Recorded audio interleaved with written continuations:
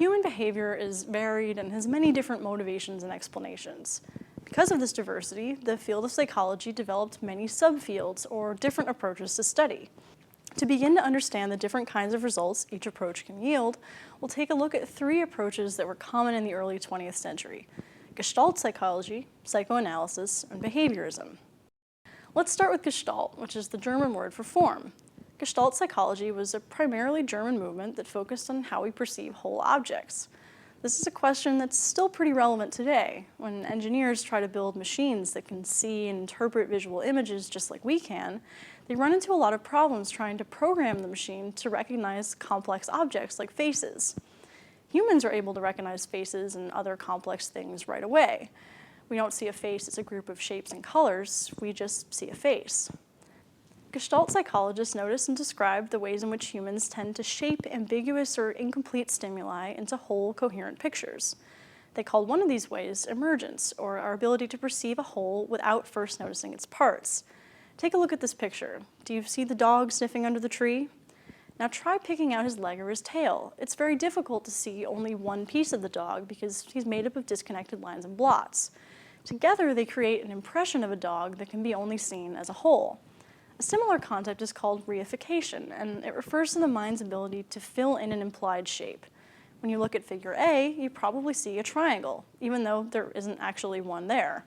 In figure C, you see a sphere with spikes coming out, even though, again, the sphere itself isn't really drawn. In figures B and D, your mind fills in the rest of the missing shape to create a black worm curled around a white pole and a sea monster swimming through the water. Gestalt psychologists were also interested in the way that people tend to group the objects they see. They developed principles of grouping to describe some of these common ways. As an example, their law of similarity observes that people tend to group similar items together. A 6x6 square of dots is perceived in terms of rows rather than columns because all of the dots in a row are either black or white. Another Gestalt principle is the law of proximity, which observes that people tend to use how close objects are to one another to perceive a larger image. The figures to the left and the right have the same number of dots, but the one to the left looks like a square and the one to the right looks like three tall rectangles because of the law of proximity. While Gestalt psychologists were interested in questions of perception and organization, psychologists who took a psychodynamic approach were more interested in what's going on in our unconscious minds.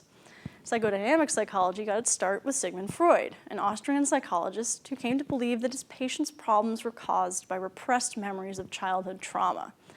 Freud and others who followed this model, like Carl Jung and Alfred Adler, used techniques of psychoanalysis like talk therapy and dream analysis to try to expose and explore these unconscious memories and desires.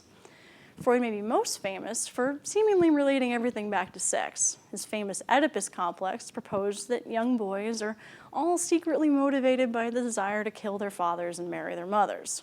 The psychodynamic approach is rarely practiced today in its original form.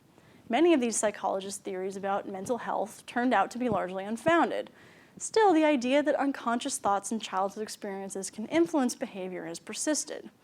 Freud's division of the mind into the id, or childish impulses, the superego, or the moderate voice of reason, and the ego, or the mediator between the two, has influenced the way we think about internal conflict. And Freud's legacy of talk therapy as a way to improve health has certainly lasted until today, though most therapists now use techniques that are not strictly aimed at uncovering hidden desires and wishes. Now, a third big movement in psychology in the early 20th century was behaviorism. It's founded by psychologist John Watson, but it was made famous by B.F. Skinner. Watson and Skinner decided to do away entirely with questioning what's going on in our heads and decided to focus solely on behavior. They developed the principle of conditioning to explain how people and animals learn some behaviors instead of others. Basically, behaviorists believe that if a behavior receives reinforcements, someone will continue to do it, while if it receives punishments, the person will stop. Skinner and his colleagues believed that when it comes to decision-making, cognition, which is what we experience as thinking something over, is basically irrelevant. People will do whatever they've been indirectly conditioned to do. The behaviorist approach has some disturbing implications about the existence of free will. If Skinner is correct, decision-making is really an illusion. These more extreme claims about conditioning's dominance over cognition have been largely disproven by later psychologists, but the study of learning and reinforcement is still an important part of studying behavior today. So as you can see, psychologists have historically taken many diverse approaches to studying the mind. The Gestalt psychologists focused on studying how we perceive whole forms. Freud and others who practiced psychodynamic psychology thought that the unconscious played a significant role in mental functioning. Skinner and other behaviorist psychologists thought that all behaviors are conditioned.